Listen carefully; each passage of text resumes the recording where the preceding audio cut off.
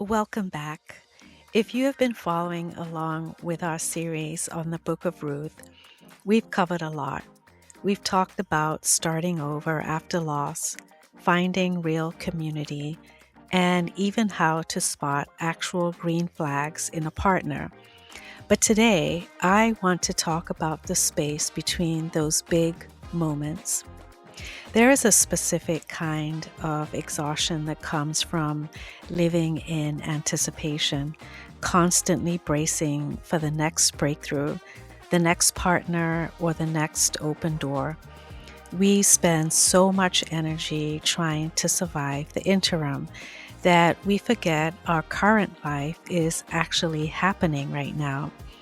If you felt disconnected from your own present moment because you're so focused on where you're trying to go, I want to invite you to pause, look around where you are right now, and start owning the momentum you are creating today.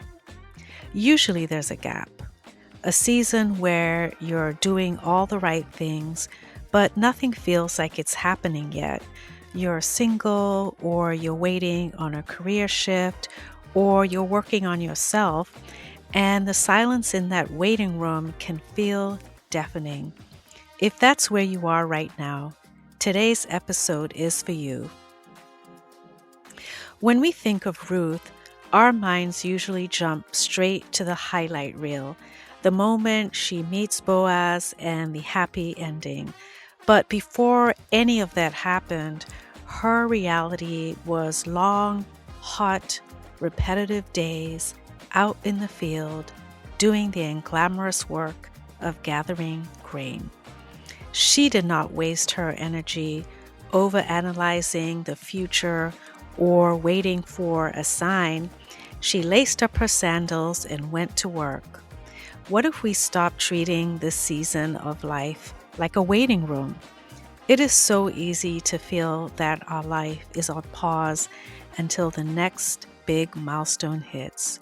We doom scroll, we compare our timeline to everyone else's, and we treat our present life like draft mode.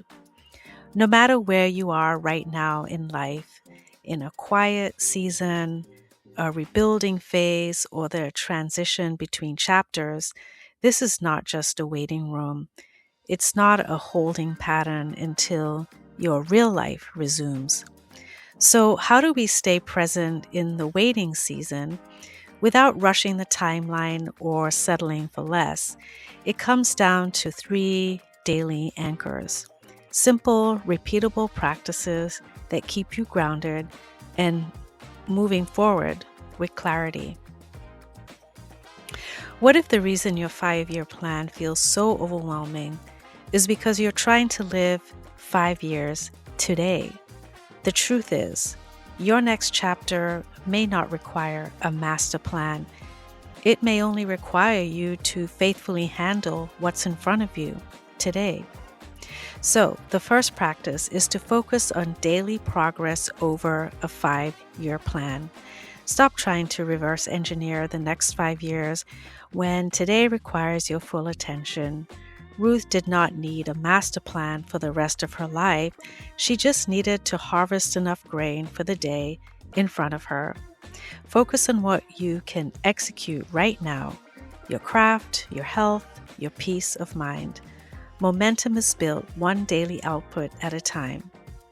Imagine building a life so fulfilling that love, opportunity, or change could enhance it, but never be responsible for saving it.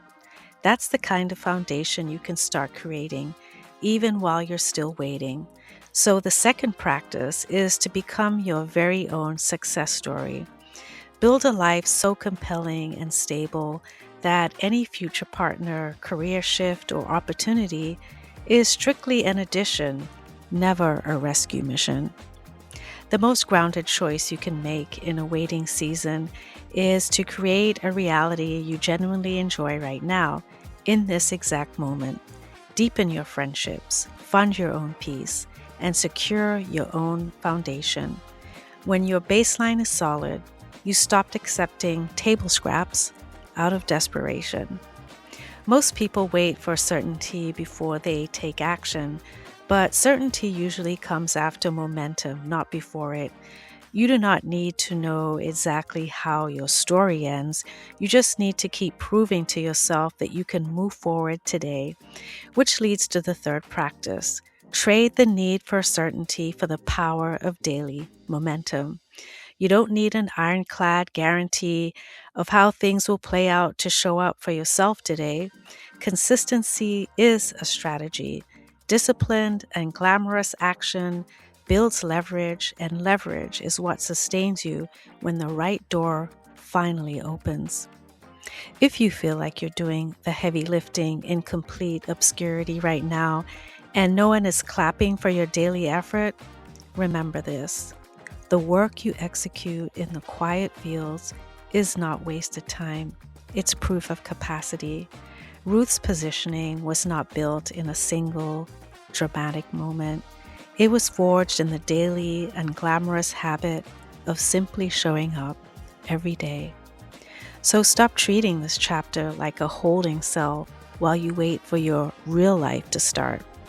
You don't need an audience, a validation stamp, or a 5-year guarantee to justify taking yourself seriously right now. The peace you're protecting, the standards you're setting, and the quiet moves you're making behind the scenes are building a foundation that no one can take away from you. You are not missing out on your life. You are actively constructing it.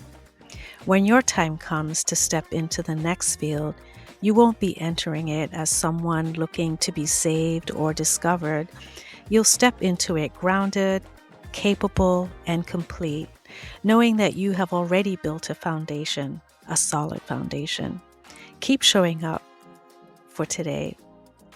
The harvest will take care of itself. We'll leave it there for today. Remember, you are deeply valued. And just like Ruth, every step of faith quietly builds a foundation for what comes next. See you next time.